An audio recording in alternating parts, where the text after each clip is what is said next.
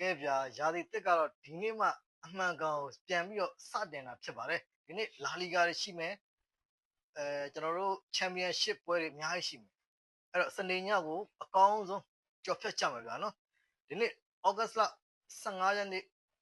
စနေညအတွက်ကျွန်တော်ရဲ့ဗျောင်းမြန် follow လေးလာပါပြီခင်ဗျာဗျောင်းမြန် follow မနေ့ကလည်းလမ်းတယ်ပေါ့နော်တောက်လျှောက်တွေလမ်းရပါတော့ဟိုမမရကျွန်တော်နောက်ဆုံးနှစ်ပတ်လောက်ပေါ့နော်10ရက်လောက်မှာဒီအင်္ဂါညဖီနာဘာချီကိုပေါ့အဲ့တစ်ခွက်ပဲကြားခဲ့တာထင်တယ်ခုနောက်ပိုင်းကဘရုံးရလည်း PSG body အောင်တယ်ကျတာပဲယူရိုပါလိညတော့လည်းမကာဗီတဲဗစ်အဝေးကွင်းမှာအောက်အသင်းပေးတဲ့ဂိုးပြတ်နိုင်သွားတဲ့အောင်တယ်မနေ့ညကလည်း Sporting Lisbon နဲ့ကစားတဲ့ Guimarães Vitória Guimarães ပေါ့နော် Guimarães body ပေးတယ်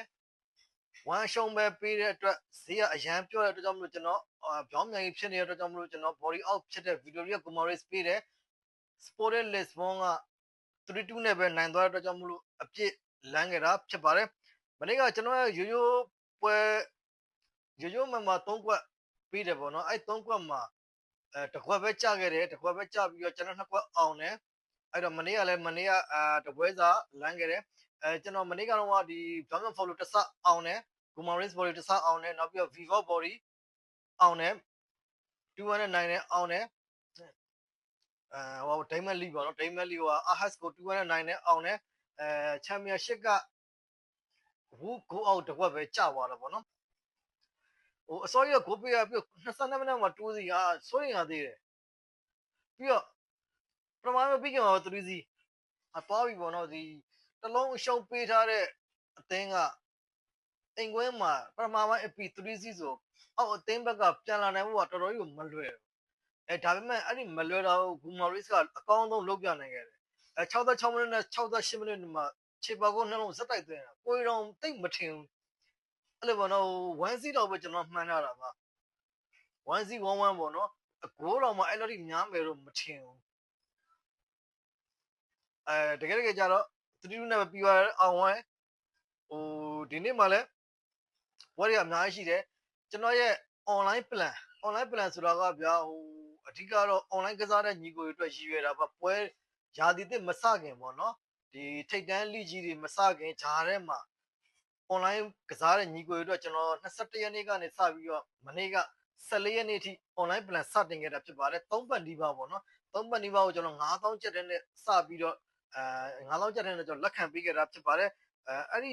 3ပတ်နီးပါးအတွင်းမှာကျွန်တော်2990ပေါ့နော်2990 plus ဖတ်ခဲ့ပါတယ်2990ဆိုတော့ကျွန်တော်ကတပွဲကိုတစ်စပွဲကို100နှစ်စပွဲကို200အဲ့လိုသတ်မှတ်ပြီးတော့ကျွန်တော်ဒီ record လေးတင်ပေးတာပေါ့နော် record လေးအသေးချာပေါ့နော်ဘယ်နေ့မှာဘယ်ပွဲတွေကျွန်တော်ရွေးချယ်ခဲ့တဲ့အောင်ရှုံးတွေကြည့်ကျင်နေဆိုရင်တော့ Telegram မှာကျွန်တော်တင်ပေးထားပါ Telegram မှာကျွန်တော်ပုံလေးတွေနဲ့ဇယားလေးတွေနဲ့ပေါ့နော်ရှင်းရှင်းလင်းလင်းဖြစ်အောင်လို့ကျွန်တော်တင်ပေးထားပါတယ်ကျွန်တော် tips တွေဆိုတာက record ကတော့အများနဲ့ရှိနေရနော်အောင်ကြပေါ့နော် record အများနဲ့တင်ပေးနိုင်မယ်မှန်ကန်တဲ့ record လည်းဖြစ်ရမယ်ကျွန်တော် record မှန်ဆိုတော့ကျွန်တော် Telegram channel မှာလည်းကျွန်တော် member တွေအများကြီးပဲအကုန်လုံးကကျွန်တော်ဒီ online နဲ့ပဲအကုန်လုံးသိကြတာတွေကြီးပဲ Telegram မှာကျွန်တော်ရဲ့ member ညီကိုတွေအများကြီးရှိရ subscriber ယူထားတာကြီးပဲTelegram လာပြီးတော့ကြည့်ပေးကြပါကျွန်တော်ရဲ့ record ကိုသိချင်တယ်ဆိုရင်တော့ကျွန်တော်3ပတ်နီးပါးအတွင်းမှာအော်ဝင်တဲ့ညတွေလည်းအများကြီးပိုင်ဆိုင်နိုင်ခဲ့တယ်3ဘလုံးရှုံးတာကအဲ့ထက်မှာကျွန်တော်မှတ်မှတ်ရတညပဲရှိခဲ့လားမသိပါဘူးတော်တော်ဆိုးဆိုးဖြစ်ခဲ့တဲ့ညတညပဲရှိခဲ့တယ်ကျန်တဲ့ရက်တွေကတော့ plus တော့များတယ်အဲ့ဒီမှာအော်ဝင်ညတွေရှိတယ်ဂျားထဲမှာမောင်းတွေပိုင်းလည်းပောက်ခဲ့တဲ့အရှိတယ်ပေါ့နော်ကျွန်တော်မောင်းတွေကတော့ထပ်မတော်ဘူးအဲ့ဒါကကျွန်တော်ငကိုတွေကဒီလက်ဆောင်တွေနဲ့ပဲကျွန်တော်ရွေးပေးတာပေါ့နော်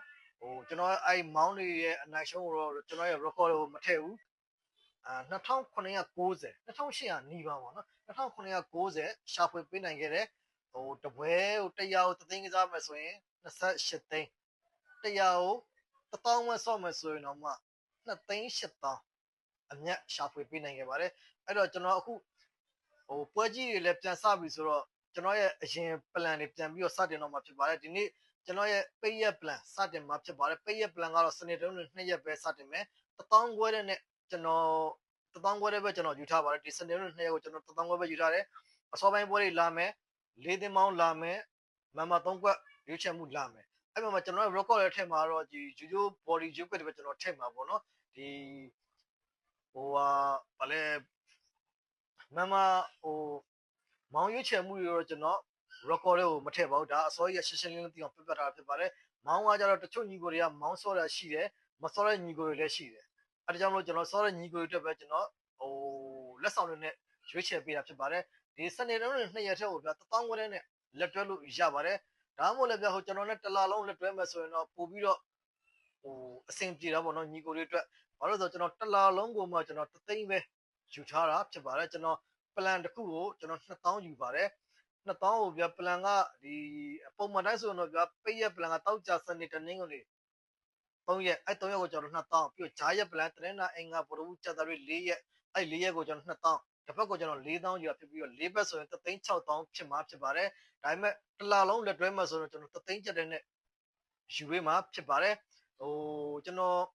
fighter ပွဲလဲထပ်တယ်ပေါ့နော် fighter ပွဲကတော့3000တစ်ခွက်ထဲကိုကျွန်တော်3000ကျပ်ယူပါတယ်အဲ့ fighter ပွဲကတော့မနိုင်ကျွန်တော်ငွေအပြည့်ပြန်အမ်းတာဖြစ်ပါတယ်ကျွန်တော်ရဲ့ plan တွေနဲ့ကျွန်တော်ရဲ့ plan တွေနဲ့တခုခုပေါ့နော်လိုချင်တယ်ဆိုရင် channel ရဲ့ Viber မှာတင်ထားတဲ့ Viber ဖုန်းနံပါတ်ကနေတစ်ဆင့်အချိန်မရွေးလာရောက်ဆက်သွယ်စုံစမ်းဝယ်ယူနိုင်ပါတယ်ကဲပြောစရာရှိရတယ်ပြောပြီးပါဆိုတော့အဓိကအကြောင်းအရာလေးတွားကြတာပေါ့နော်အဓိကအကြောင်းလေးပြောင်းပြန် follow ဒါကျွန်တော်ရဲ့ဟို treatment ပဲပြောင်းပြန် follow ကျွန်တော်အကြိုက်ဆုံးဆိုအားအရာဆုံးကျွန်တော်အားအကိုးဆုံးကပြောင်းပြန် follow ဖြစ်ပါတယ်ပြောင်းပြန် follow ဒီနေ့ကျွန်တော်ဟိုအပြင် message သမားတွေပါကစားလို့ရအောင်လို့ကျွန်တော်ဒီလာလီဂါတွေကရွေးချယ်ထားပါတယ် Vallecano body ဖြစ်ပါတယ်စီဗီလာကဒီ2နိုင်ကံမှာပေါ့နော်စီဗီလာကအိမ်ကွက်မှာ Vallecano ကို level 20ပဲအကျော်ပေးထားတယ်ကိုပေါင်းစည်းကနှလုံး30ရှုံးကိုပေါင်းစည်းကမျှတယ် Vallecano လည်းခံစစ်ကောင်းတယ်စီဗီလာလည်းခံစစ်တိုက်စစ်ကောင်းတယ်ဟိုခံစစ်ကောင်းတယ်အဲ့တော့နှလုံး30ရှုံးဆိုတာဒါမျှတယ်မမျှတာက body ဈေးဒီနေ့တင်ရပြပြီးခဲ့တဲ့100စီတဲ့ကို100စီတဲ့နဲ့နှိုင်းမယ်ဆိုရင်တော့ Vallecano နည်းနည်းလေးပိုကောင်းတယ်လို့ထင်ရတယ်ဘာလို့ဆို conference volleyball တွေပါတက်တယ် Vallecano ကစီဗီလာကတမက်ဆီယမ်ကိုရုံးတယ် Vallecano လည်းတမက်ဆီယမ်ကိုရုံးရတာပဲဒါပေမဲ့စီဗီလာကပို့ပြီးတော့ရုံးရတယ်100စီတဲ့ကြည့်မယ်ဆိုရင်တော့ Vallecano နည်းနည်းလေးတာတယ်ဒါပေမဲ့အသင်းရဲ့အနေထားအသင်းရဲ့အစဉ်အလာပြီးခဲ့တဲ့10ရာသီလောက်ပေါ့နော်10နှစ်လောက်ကိုကြည့်မယ်ဆိုရင်တော့စီဗီလာအများကြီးတာစီဗီလာကဗျာအားလုံးလည်းသိမှတင်ပါလေယူရိုပါလိချန်ပီယံစတိုက်တွေဖြစ်ခဲ့တယ်အရင်တော့ချန်ပီယံလိဝင်တော့ရတာချန်ပီယံလိဝင်ကတော့ပုံမှန်လေးပါရခဲ့တာအဲ့လိုတင်ရဗျာပြီးခဲ့တဲ့2နှစ်3နှစ်လောက်ကမှနည်းနည်းလေးကျလာတာပေါ့နော်ကျွန်တော်ကတော့ပြောရလို့ပဲထင်တယ်အနည်းဆုံးတော့50 60လောက်ပေးရမှာ level 60လောက်ပေးရမှာအခုကကြတော့ဗျာစီဗီလာအိမ်ကမှမရှုံးနိုင်ဘူးဆိုတာအားလုံးတွေးမိမှာပဲအဲ့တော့20နဲ့အပြည့်ရင်းရတော့ဗျာဟုတ်တယ်မှာနိုင်အပြည့်ရမယ်အများမပါရှင်ကြား20ပါမရှုံးလို့တွက်ထားမဲ့ညီကိုတွေအတွက်ပေါ့နော်စီဗီလာအရန်ထိုးကျင်စရာကောင်းတယ်ပြီးစီဗီလာကဟိုခြေစမ်းပွဲတွေမှာလည်းမစိုးလီဗာပူးဆန်ကို2-1နဲ့ရှုံးတယ်ဈေးအောင်တယ်ပြီးဥထရက်ကိုအဝေးကမှဟိုဘယ်ဂျီယန်ဟိုနယ်သာလန်ကလပ်ပေါ့နော်နယ်သာလန်ကလပ်ဥထရက်ကိုအဝေးကမှ0-1နဲ့နိုင်တယ်နီမီဂျန်ကိုလည်း2-1နဲ့နိုင်တယ်အဲ့လိုစီဗီလာကဟိုရာသီလိုခြေစမ်းပွဲတွေမှာမစိုးပြီးတော့လာလီဂါအိမ်ခွဲနောက်ဆုံး4ပွဲမှာ3ပွဲနိုင်ထားတယ်ဒါလိဟိုပြိုင်ပွဲအသွင်ကိုပြန်ကြည့်မယ်ဆိုရင်အိမ်ခွဲ4ပွဲမှာ3ပွဲနိုင်ထားတယ်လက်တလောကားရန်ဖောင်ကိုပြန်ကြည့်မယ်ဆိုရင်ခြေစမ်းပွဲတွေမှာဟိုလီဗာပူးဆန်ကိုရှုံးခဲ့ရတော့မှန်တယ်ဒါပေမဲ့ဈေးအောင်ကျန်တဲ့ဟို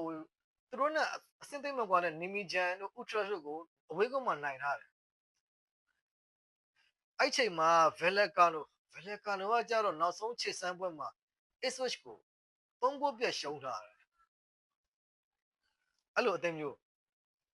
ချာလီရိုင်းကို2-1နဲ့နိုင်တယ်ဖီယန်နီကိုကြတော့နယ်သာလန်ပြည်မှာ1-1တည်ကြတယ်စကော့တလန်ကလပ်ဟတ်ကိုကြတော့2-1နဲ့သွားရှုံးထားတယ်ပြောချင်တာက Vallecano နဲ့ဒီယာတီချိုခြေစမ်းပွဲတွေမှာခက်စစ်ပိုင်းကဟိုပုံစံမကျသေးဘူးပေါ့ဗျာเนาะအဲ့လိုအနေထားမျိုးတတ်တွေ့ရတယ်အဲ့လိုအသင်းမျိုးကိုဗျာ ခြေစားပွဲတွေမှာရက်လက်ကောင်းနေပြီးတော့အသေးအနေထားရလဲနည်းနည်းလေးပိုတာတဲ့ Sevilla က level 20ပဲပြထားတာဈေးကပြောင်းမြန်ရင်ဖြစ်နေအဲ့တော့ကျွန်တော်ကတော့ဗျာဟိုပြောင်းမြန် follow ရအောက်ပဲယူရမှာလို့ကျွန်တော်တော့ထင်တယ်အဲ့အတွက်ကြောင့်မို့လို့စနေညကျွန်တော်ရဲ့ပြောင်းမြန် follow က Vallecano body ဖြစ်ပါတယ်အားလုံးပဲကျမ်းမာချမ်းသာကြပါစေ